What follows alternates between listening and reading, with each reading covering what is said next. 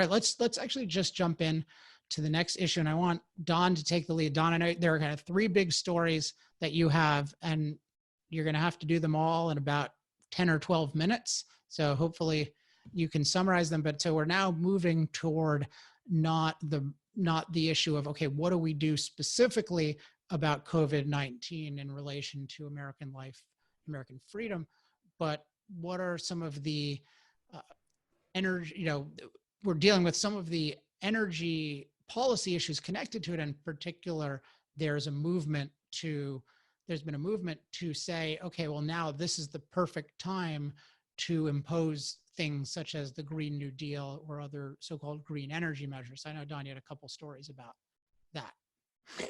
Yeah, so here's two of them. So we're recording this on Wednesday, the 25th, and it seems that a so-called stimulus bill in the U.S.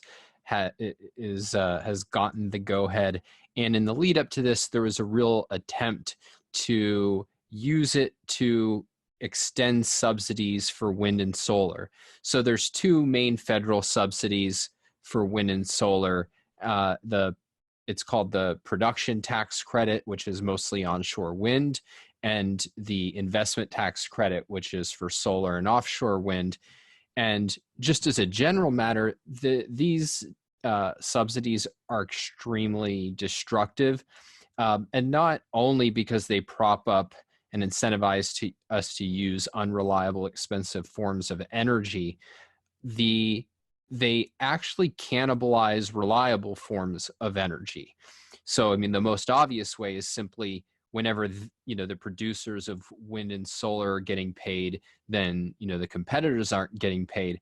But with the production tax credit, which basically says every time wind is blowing and you're producing energy for it, you get a certain guaranteed amount of tax credit from the government, which is essentially money off your tax bill. That makes it so that they can charge below market prices for their energy and even pay people to take their energy and still profit.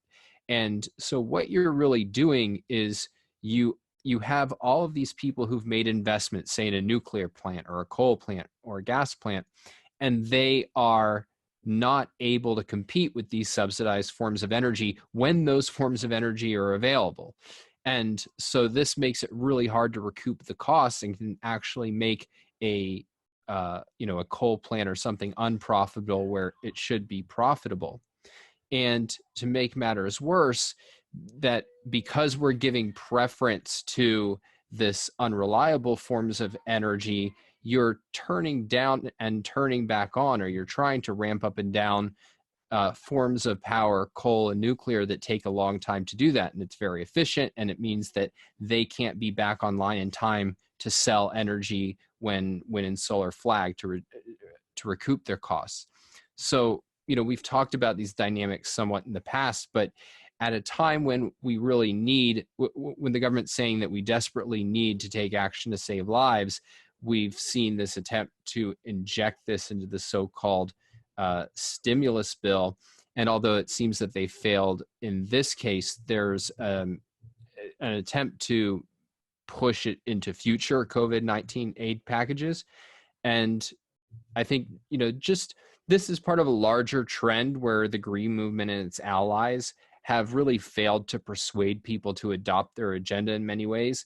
And so they seek to get it by whatever means necessary. We've talked about the ESG movement and the way in which the Keep It in the Ground movement has tried to use finance in order to punish and penalize fossil fuel companies. I think this is the same sort of thing, where it's not genuinely trying to persuade people to adopt their policies, it's trying to impose them.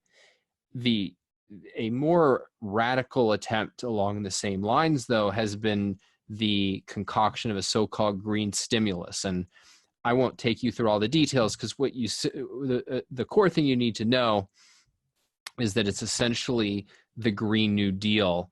It calls for at least $2 trillion of government spending on so-called green jobs and accelerating a so-called just transition to fossil fuels.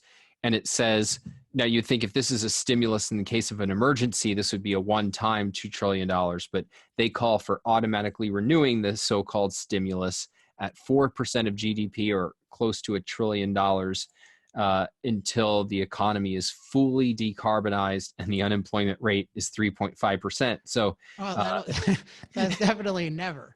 right. Maybe So not that's both, for infinity. yeah, do they have an upper bound at which, like, once they get it to 10% or 15%, then they get to stop? No, I mean the upper bound is fully decarbonized. Fully The unemployed. Right. And what can you even say about this except for, this is not something, I'm skeptical of stimulus as a concept. I think that if you're talking about the government just spending money, it's very dubious that has any positive economic impacts. But this is, I think, an outright obvious case of not just wasteful spending, but outright destruction, because you're destroying the energy that we need in order to have a productive economy. And you're doing it at the time in which we most need the energy that gives us a productive economy. Yeah, I And mean, so that, it's a simple kind of way of thinking about it as, we have a crisis of declining productivity. And then the solution to that is, let's make energy way more expensive and make ourselves even less productive. I mean, that's essentially what this amounts to. right. And, I mentioned those stickers by this green group, Extinction Rebellion. And I mean, people have pointed out, and I think this is right, that what we're actually experiencing in many ways is the green ideal in a certain form, which is that we're not transforming the planet. We're not impacting the planet. People have showed maps about how this is reducing, pollution and traffic and things. Like, this is the kind of ideal of minimizing our impact. It's not producing, not going to work. And unfortunately, I think we're experiencing how painful that can be for a few days, let alone, and it's a few days in a context where we still have lots of fossil fuels providing us with power.